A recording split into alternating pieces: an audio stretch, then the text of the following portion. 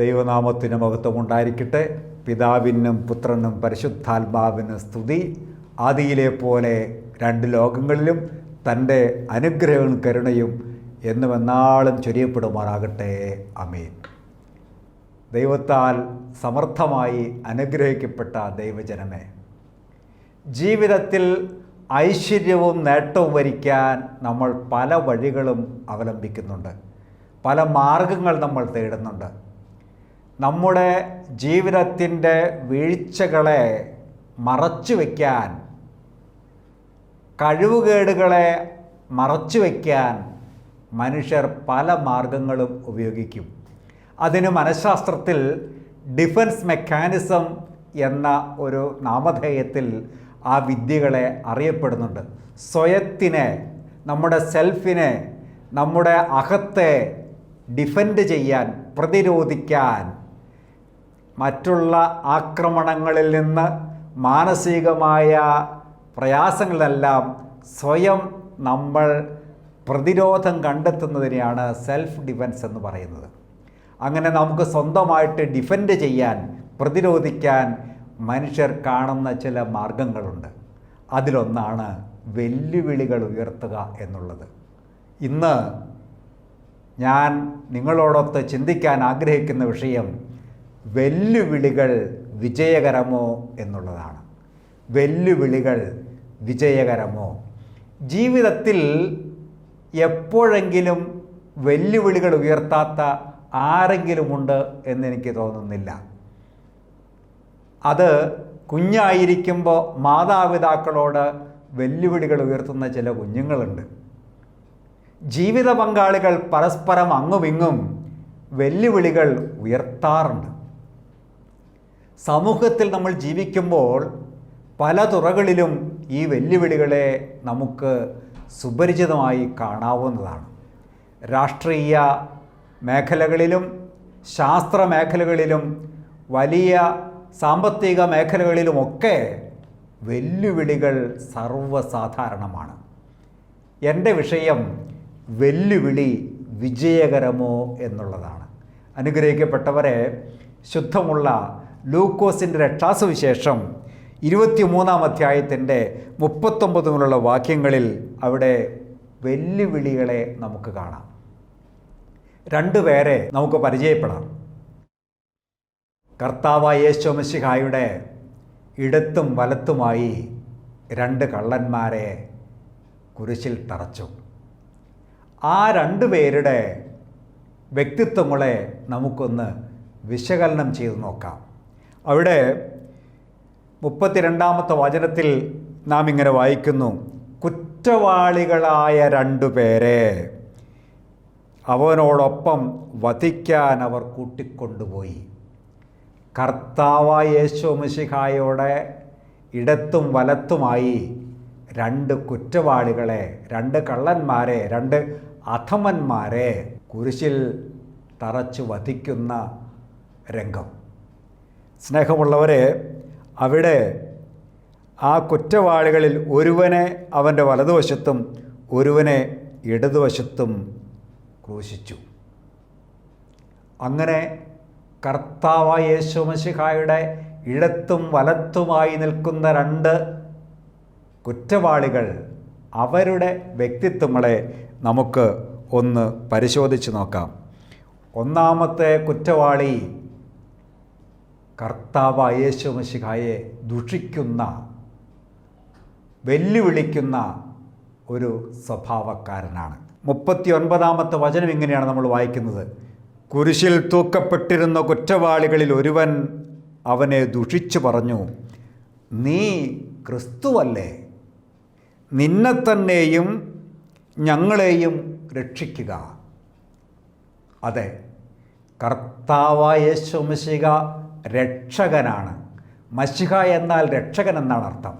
കർത്താവായ യേശു മിശിഹ രക്ഷകനായിരിക്കെ ഈ കുരിശിൽ തൂക്കപ്പെട്ടിരിക്കുന്ന, അതിനോടൊപ്പം ആയിരിക്കുന്ന ആ കുറ്റവാളി പറയുകയാണ്, നീ മശിഹായല്ലേ? നിന്നെ തന്നെയും ഞങ്ങളെയും രക്ഷിക്കുക. അതെ, പരിഹാസത്തിൻ്റെ, നിന്ദയുടെ, ആക്ഷേപത്തിൻ്റെ, വലിയ കുത്തുവാക്കാണ് ഇവിടെ ഈ കുറ്റവാളി കർത്താവായ യേശു മിശിഹായുടെ നേരെ ഉപയോഗിക്കുന്നത്. സ്നേഹമുള്ളവരെ, നമ്മൾ ഈ കുറ്റവാളിയുടെ സ്വഭാവത്തിൽ തന്നെയല്ലേ പലപ്പോഴും നമ്മളായിരിക്കുന്നത്? അതേ വേദന തന്നെ അനുഭവിക്കുന്ന, അതേ പ്രയാസം തന്നെ അനുഭവിക്കുന്ന നമ്മൾ ഒരുപക്ഷെ അതുപോലുള്ള മറ്റു മനുഷ്യരെ നമ്മൾ ശകാരിച്ചേക്കാം, അതല്ലെങ്കിൽ പരിഹസിച്ചേക്കാം. ആയിരിക്കുന്നവൻ്റെ, നമ്മോടൊപ്പം ആയിരിക്കുന്നവൻ്റെ അവസ്ഥയും അവൻ്റെ കഴിവും അവൻ്റെ ശക്തിയും എന്തെന്ന് മനസ്സിലാക്കിയിട്ടും തിരിച്ചറിയാതെ പരിഹസിക്കുന്ന സ്വഭാവം നമ്മുടെ ജീവിതത്തിലുണ്ടോ എന്ന് ശാന്തമായി ചിന്തിക്കണം. ഇത് ഒരു വെല്ലുവിളിയാണ്. അവനോ പരാജയത്തിലാണ്. അവൻ്റെ പരാജയത്തെ മറച്ചു വയ്ക്കാൻ ഇംഗ്ലീഷിൽ ഒരു പ്രോവർബുണ്ട്, ഒരു പഴഞ്ചൊല്ലുണ്ട്, drowning with somebody is a pleasure. Drowning with somebody is a pleasure എന്ന് പറഞ്ഞാൽ, മുങ്ങിച്ചാകുമ്പോൾ തന്നോടൊപ്പം വേറെ ആരെങ്കിലും അതേ സ്ഥിതിയിൽ മുങ്ങി മരിക്കുന്നുണ്ടെങ്കിൽ അതൊരു സുഖമാണ് എന്നാണ് ആ പഴഞ്ചൊല്ലിൻ്റെ അർത്ഥം. അതായത് നമ്മോടൊപ്പം അതേ വേദനയിലുള്ള മറ്റുള്ളവരുണ്ടെങ്കിൽ നമുക്കൊരു ചെറിയ ആശ്വാസം. സ്നേഹമുള്ളവരെ, ഇത് മാനുഷികമാണ്. മാനുഷികമായിട്ട് നമുക്കെല്ലാവരിലും ഉണ്ടായേക്കാം. നമ്മൾ അനുഭവിക്കുന്ന വ്യഥയും പ്രയാസവും മറ്റൊരുത്തിനുണ്ടെങ്കിൽ, സ്കൂളിൽ കുട്ടികൾ പഠിക്കുമ്പോൾ നന്നായി പഠിച്ചവന് മാർക്ക് കിട്ടിയില്ലെങ്കിൽ, പഠനത്തിൽ കുറവായവൻ മാർക്കിൽ കുറഞ്ഞാൽ അവൻ ആശ്വസിക്കും, എന്നേക്കാൾ നന്നായി പഠിക്കുന്നവന് ഇത്രയല്ലേ കിട്ടിയുള്ളൂ. അതെ, അത് സെൽഫ് ഡിഫെൻസിൻ്റെ, സ്വയപ്രതിരോധത്തിൻ്റെ ഒരു മാർഗമാണ്. ഇവിടെ ഈ കള്ളൻ അല്ലെങ്കിൽ ഈ ദുഷിച്ച മനുഷ്യൻ ദൈവത്തെയാണ് ദുഷിക്കുന്നത്. കർത്താവായ യേശു മിശിഹായെ ദുഷിക്കാൻ ദൈവത്വത്തിൻ്റെ ശക്തിയെക്കുറിച്ച് അവൻ തിരിച്ചറിയുന്നില്ല. അഥവാ തിരിച്ചറിഞ്ഞിട്ടും അവനെ, ദൈവത്വത്തെ പരിഹസിക്കുന്ന സ്വഭാവമാണ് അവിടെ കാണുന്നത്. നമ്മുടെ ജീവിതത്തിൽ നമ്മോടൊപ്പം ആയിരിക്കുന്നവരുടെ ശക്തിയും സ്വാധീനവും ഒക്കെ പലപ്പോഴും നമ്മൾ തിരിച്ചറിഞ്ഞിട്ടും പരിഹസിക്കാൻ, കളിയാക്കാൻ, ആക്ഷേപിക്കാൻ, നിന്ദിക്കാൻ നമുക്കൊരു സുഖം അനുഭവപ്പെടുന്നുണ്ടോ? അതൊരിക്കലും വിജയകരമല്ല എന്ന് തിരിച്ചറിയുക. ഈ മനുഷ്യൻ അങ്ങനെ വിളിച്ച് അവനെ പറഞ്ഞപ്പോൾ താഴെ കൂടിയിരുന്ന ജനക്കൂട്ടം അതിനു മുമ്പ്, അതായത് 37-ാമത്തെ വചനത്തിൽ നമ്മൾ കാണുകയാണ്, നീ യഹൂദന്മാരുടെ രാജാവാണെങ്കിൽ നിന്നെ തന്നെ രക്ഷിക്കുക എന്ന് പറഞ്ഞ് തന്നെ കുരിശിൽ തൂക്കിയവർ തൻ്റെ തലയ്ക്ക് മീതെ ഒരു ലിഖിതം എഴുതി വെച്ചു. ഇവൻ യഹൂദന്മാർ രാജാവ് എന്ന ഒരു ലിഖിതം അവൻ്റെ തലയ്ക്ക് മീതെ ഉണ്ടായിരുന്നു. അതെ, കർത്താവായ യേശു മിശിഹായെ പരിഹസിക്കുന്ന സ്വഭാവം. അനുഗ്രഹിക്കപ്പെട്ടവരെ, നമ്മൾ ജീവിതത്തിൻ്റെ ഏത് തുറയിലായിരുന്നാലും ദൈവത്വത്തിൻ്റെ ശക്തിയെ, സഹിഷ്ണുതയെ, മഹത്വത്തെ തിരിച്ചറിയാതെ പരിഹസിക്കുന്ന സ്വഭാവം നമുക്കുണ്ടെങ്കിൽ നമ്മൾ ചോദിച്ചേക്കാം, നീ ദൈവമേ, നീ എന്താണ് എൻ്റെ ജീവിതത്തിൽ ഇടപെടാത്തത്? നീ ദൈവമായിട്ട് എന്തേ എന്നെ ഇങ്ങനെ ശിക്ഷിക്കുന്നത്? ഇത്തരത്തിലുള്ള ചിന്തകളും തോന്നലുകളുമൊക്കെ നമുക്കുണ്ടാകാം. അനുഗ്രഹിക്കപ്പെട്ടവരെ, മാനുഷികമായ ചിന്തയിൽ നമുക്കത് വന്നേക്കാം. നമുക്ക് സ്വയപ്രതിരോധത്തിൻ്റെ മാർഗമായിട്ട് നമ്മൾ കാണുന്നതാകാം അത്. എന്നാൽ ഇവിടെ തന്നോടൊപ്പമായിരുന്ന മറ്റൊരു കുറ്റവാളി പറയുകയാണ്, ഇതിന് തിരിച്ചു പറയുകയാണ്, നീ ദൈവത്തെ ഭയപ്പെടുന്നില്ലേ? അവൻ തിരിച്ച് ചോദിക്കുന്നു, നീ ദൈവത്തെ ഭയപ്പെടുന്നില്ലേ? കർത്താവായ യേശു മിശിഹായുടെ ഇടത്തും വലത്തുമായി ഒരേ കുറ്റങ്ങൾ ചെയ്ത കുറ്റവാളികളെ കുരിശിൽ തൂക്കിയപ്പോൾ അതിലൊരുത്തൻ കർത്താവിനെ പരിഹസിച്ചപ്പോൾ മറ്റവൻ അവനെ ശാസിക്കുകയാണ്. അതായത് സ്വയം അവൻ്റെ തന്നെ കുറ്റത്തെ തിരിച്ചറിഞ്ഞിട്ട് അവൻ പറയുകയാണ്, അവൻ പാപിയായ കൂട്ടുകാരനെ ശാസിക്കുന്ന ഒരു അനുഭവമാണ് നമ്മളവിടെ കാണുന്നത്. നീ ദൈവത്തെ ഭയപ്പെടുന്നില്ലേ? അനുഗ്രഹിക്കപ്പെട്ടവരെ, ദൈവത്തെ ഭയപ്പെടുന്ന, ദൈവത്തിൻ്റെ ശക്തിയെ തിരിച്ചറിയുന്ന ഒരുത്തനും ഇതുപോലെ ദൈവമേ നീ എന്തുകൊണ്ട് എൻ്റെ ജീവിതത്തിൽ ഇടപെടുന്നില്ല, എന്നെ എന്തിനിങ്ങനെ ശിക്ഷിക്കുന്നു, നീ ദൈവമാണെങ്കിൽ എന്നെ രക്ഷിക്ക് എന്നൊക്കെ പറയാനുള്ള വെല്ലുവിളികൾ അല്ലെങ്കിൽ പറയാനുള്ള സ്വഭാവമൊക്കെ നമ്മൾ ഉയർത്തുന്നെങ്കിൽ ദൈവത്തെ ഭയപ്പെടാത്തത് കൊണ്ടാണ്. തന്നോടൊപ്പം തന്നെ കുരിശിക്കപ്പെട്ട ഒരുത്തൻ കർത്താവായ യേശുമിശിഹായുടെ ദൈവത്വത്തെ ദുഷിച്ചപ്പോൾ മറ്റവൻ പറയുകയാണ്, നീ ദൈവത്തെ ഭയപ്പെടുന്നില്ലേ? അതേ അവസ്ഥയിലായിരിക്കുന്നവൻ ദൈവത്തിൻ്റെ ശക്തിയെയും മഹത്വത്തെയും തിരിച്ചറിഞ്ഞ് ദൈവത്തെ ഭയപ്പെടാൻ പ്രേരിപ്പിക്കുകയാണ്. തീർന്നില്ല, എന്നിട്ട് പറയുകയാണ്, നീയും അതേ ശിക്ഷാവിധിയിൽ തന്നെയാണല്ലോ. നമ്മുടെ ജീവിതത്തിൽ പലപ്പോഴും നമ്മുടെ കുറവുകളെ, നമ്മുടെ തെറ്റുകളെ നമ്മൾ മറച്ചു വയ്ക്കാൻ ശ്രമിക്കും. നമ്മൾ കുറ്റക്കാരല്ല അല്ലെങ്കിൽ തികഞ്ഞവരാണ് എന്നുള്ള ബോധ്യത്തിൽ ഇടപെടുന്ന സ്വഭാവം നമുക്കുണ്ടാകാം. അത് പൂർണ്ണമായും പരാജയത്തിന് വഴിതെളിക്കുന്ന വെല്ലുവിളിയാണെന്ന് തിരിച്ചറിയുക. ഇവിടെ ഈ മനുഷ്യൻ ആദ്യം കർത്താവിനെ ദുഷിച്ച കള്ളനോട് പറയുകയാണ്, കുറ്റവാളിയോട് പറയുകയാണ്, നീയും അതേ ശിക്ഷാവിധിയിൽ തന്നെയാണല്ലോ. നമ്മളുടെ സ്ഥിതികളെ, ആയിരിക്കുന്ന അവസ്ഥയെ തിരിച്ചറിയാനുള്ള ബോധ്യം നമുക്കുണ്ടാവുക. ആ മനുഷ്യന് അതിനുള്ള ബോധ്യമുണ്ടായത് അവൻ ദൈവത്തെ ഭയപ്പെട്ടത് കൊണ്ടാണ്. അവൻ്റെ സ്ഥിതി എന്തെന്ന് അവന് തിരിച്ചറിയാൻ കഴിഞ്ഞു. അവൻ ആ സ്ഥിതിയിൽ തന്നെ അവനെ തന്നെ ശോധന ചെയ്യുകയാണ്, പരിശോധിക്കുകയാണ്. ഒരു ഇൻട്രോസ്പെക്ഷൻ, അവനവനിലേക്ക് തന്നെ നല്ലൊരു തിരിഞ്ഞുനോട്ടവും വിലയിരുത്തലും നടത്തുകയാണ് മറ്റേ കള്ളൻ ചെയ്തത്. എന്നിട്ട് അവൻ പറയുകയാണ്, നമ്മുടെ ശിക്ഷാവിധി ന്യായമാണ്.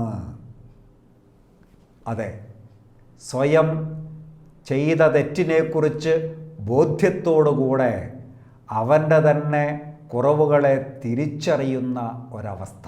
തനിക്ക് കിട്ടിയിരിക്കുന്ന ശിക്ഷാവിധി, താൻ അനുഭവിക്കുന്ന ഈ അവസ്ഥ എൻ്റെ തെറ്റുകളുടെ പരിണത ഫലമാണ്. അവനവൻ്റെ തന്നെ വശങ്ങളെക്കുറിച്ച് ബോധ്യമുണ്ടാകുമ്പോൾ ജീവിതത്തിൽ ഉന്നതിയിലേക്ക്, നന്മയിലേക്ക് വഴി നടത്തുന്നു. നമ്മുടെ ജീവിതത്തിൽ പലപ്പോഴും ഈ ഒരു കാഴ്ചപ്പാട് നമുക്ക് കിട്ടാതെ പോകുന്നു. അതിൻ്റെ കാരണം ഈ മനുഷ്യൻ ദൈവത്തെ ഭയപ്പെട്ടിരുന്നില്ല. അതുകൊണ്ടാണ് അവനെ തന്നെ ശോധന ചെയ്യാനും തിരിച്ചറിയാനും വിജയത്തിലേക്കുള്ള മാർഗം മനസ്സിലാക്കാനും കഴിയാതെ പോയത്. നമ്മുടെ ജീവിതത്തിൽ, കുടുംബജീവിതത്തിലായാലും സമൂഹ ജീവിതത്തിലായാലും എപ്പോഴും വെല്ലുവിളികൾ ഉയർത്താതെ അവനവൻ്റെ അവസ്ഥയെക്കുറിച്ച് ബോധ്യമുണ്ടാവുക. ഞാനിപ്പോൾ അനുഭവിക്കുന്നതിൻ്റെ കാരണമെന്താണ്? എൻ്റെ ജീവിത ചെയ്തികളുടെ അനന്തരഫലമാണ് ഞാൻ അനുഭവിക്കുന്നത് എന്നുള്ള ബോധ്യം വരുമ്പോൾ ദൈവത്തെ ഭയപ്പെടുകയും അതനുസരിച്ച് ജീവിതം വിജയത്തിലേക്ക് മാറുകയും ചെയ്യും. അതാണ് ഇവിടെ കർത്താവിനോടൊപ്പമായിരുന്ന ആ നല്ല കള്ളന് സംഭവിച്ചത്. അവൻ പറഞ്ഞു, നമ്മുടെ ശിക്ഷാവിധി ന്യായമാണ്, നമ്മുടെ പ്രവൃത്തികൾക്ക് തക്ക പ്രതിഫലം നമുക്ക് ലഭിച്ചിരിക്കുന്നു. ഇവനോ ഒരു തെറ്റും ചെയ്തിട്ടില്ല. വാസ്തവങ്ങളെ വസ്തുനിഷ്ഠമായിട്ട് തിരിച്ചറിയുന്ന വലിയ അനുഗ്രഹത്തിൻ്റെ സ്വഭാവം. നമ്മുടെ കുടുംബജീവിതത്തിലേക്ക് നമ്മൾ തിരിഞ്ഞു നോക്കുക. പലപ്പോഴും നമ്മുടെ വശത്തെക്കുറിച്ച് ന്യായീകരിക്കാൻ, നമ്മുടെ വശത്തെ ശരിയായി സമർത്ഥിക്കാൻ നമ്മൾ ആവുന്ന മാർഗങ്ങളെല്ലാം ഉപയോഗിക്കും. തോന്നിയതൊക്കെ നമ്മൾ പറയുകയും ചെയ്യും. കണ്ട എല്ലാവിധ ന്യായീകരണങ്ങളും നമ്മൾ അവതരിപ്പിക്കും.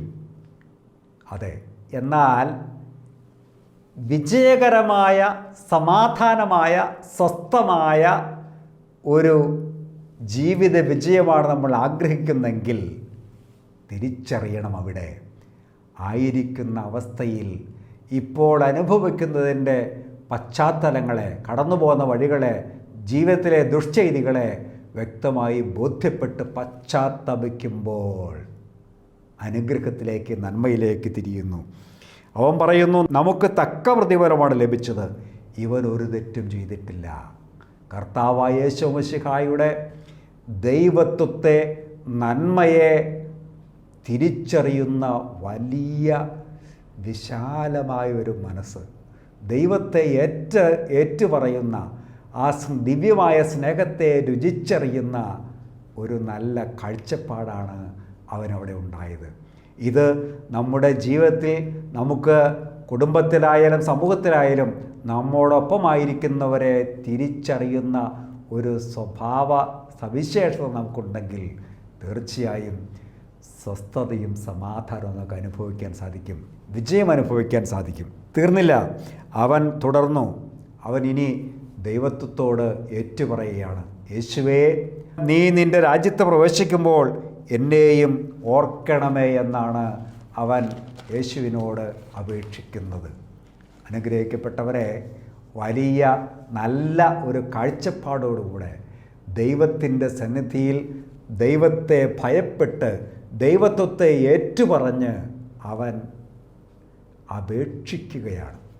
അവിടെ കരളലിയുന്നവനാണ് കർത്താവായ യേശു മിശിഹ.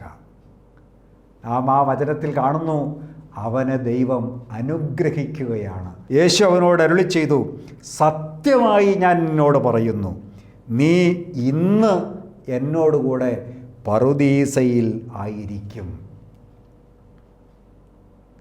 സ്നേഹമുള്ളവരെ, നമ്മുടെ ജീവിതത്തിൽ നമ്മൾ അനുതപിക്കുകയും പശ്ചാത്തപിക്കുകയും ചെയ്യുമ്പോൾ, നമ്മോടൊപ്പം ആയിരിക്കുന്നവരുടെ അവസ്ഥകളെ തിരിച്ചറിഞ്ഞ് അവരെ ബഹുമാനിക്കുമ്പോൾ, അവരെ ആദരിക്കുമ്പോൾ, അവരെ സ്നേഹിക്കുമ്പോൾ തീർച്ചയായും സ്വർഗം സന്തോഷിക്കും.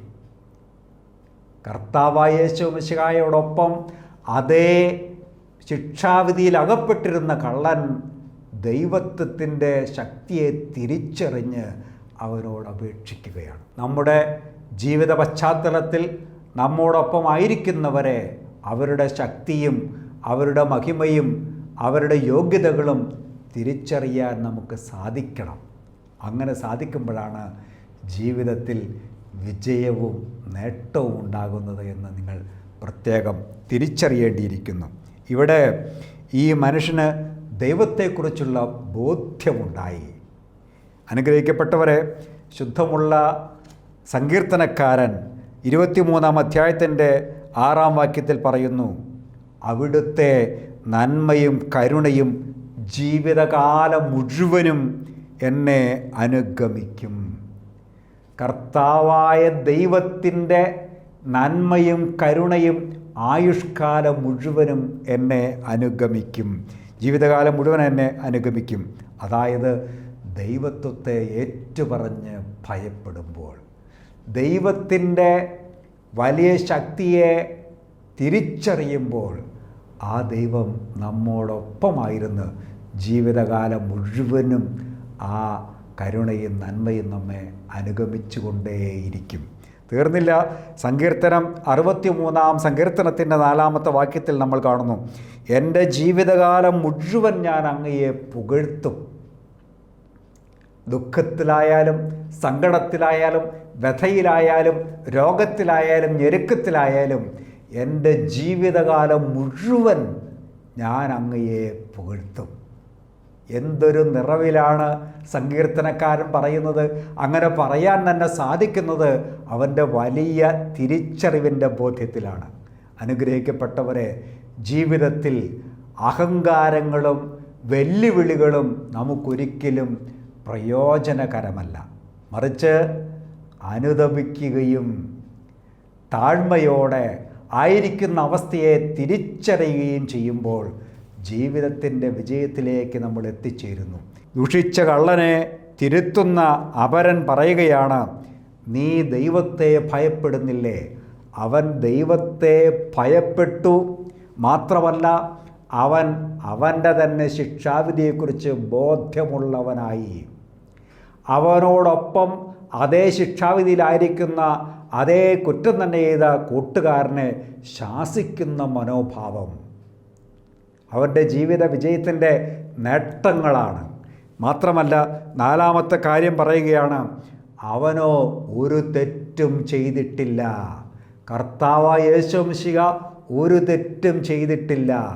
അവനെ ദുഷിക്കാൻ നമുക്ക് അവകാശമില്ല.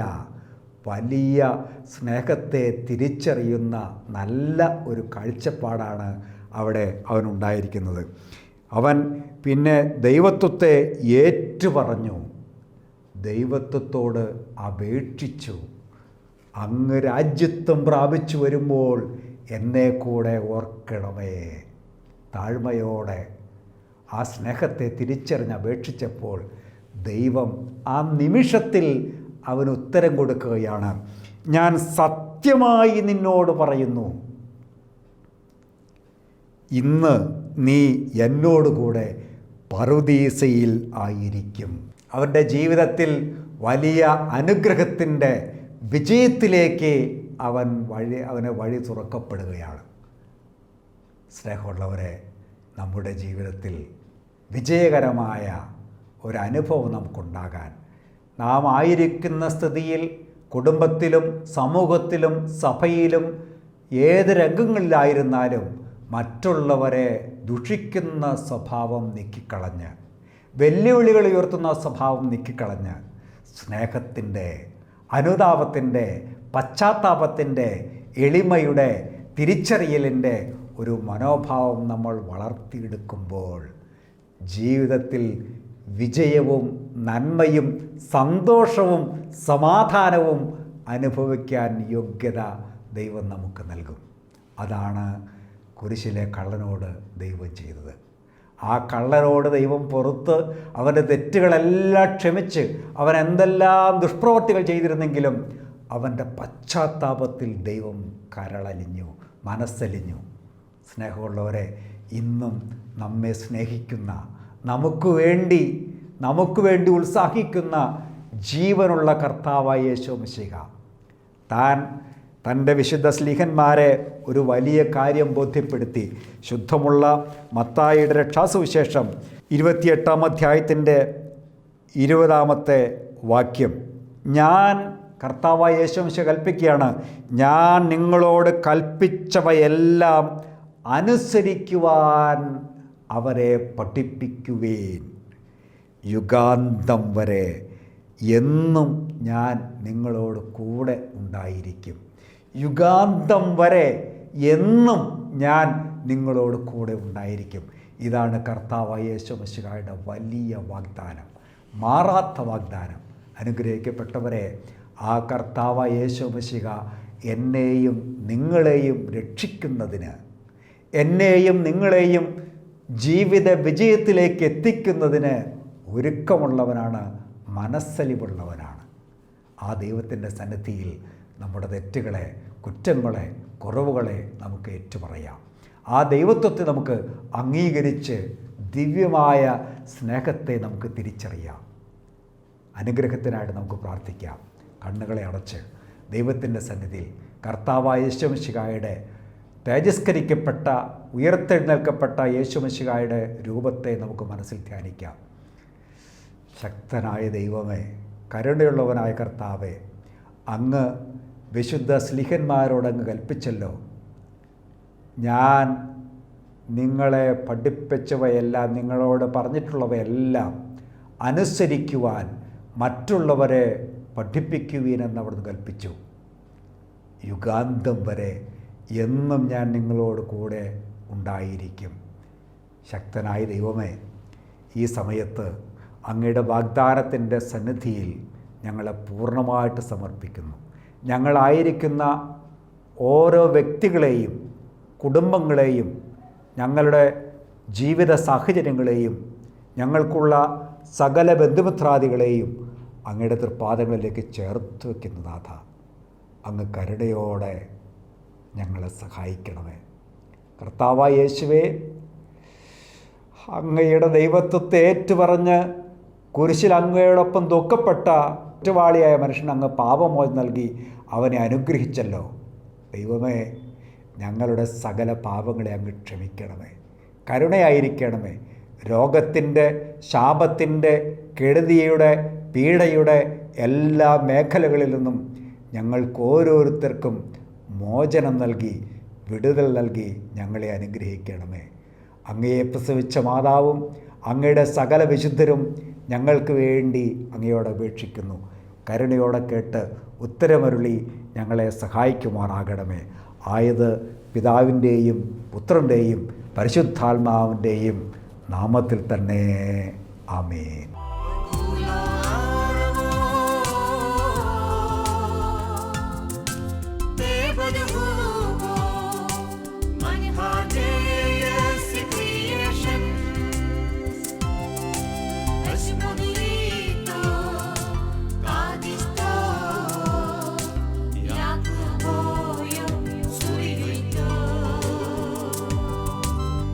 Bye.